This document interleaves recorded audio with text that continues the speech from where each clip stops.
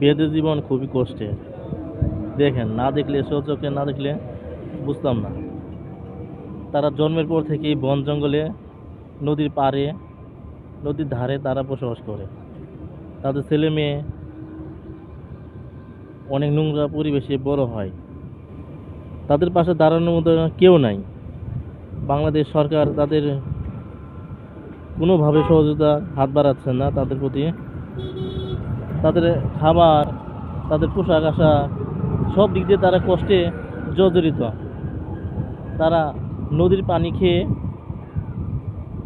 এবং রান্না বান্নার কাজে তারা ব্যবহৃত করে। তারা নানানভাবে অপুষ্টি করে, তারা ভুগে। তাদের শারীরিক সমস্যা, জটিলতা অনেকভাবেই দেখা যায়।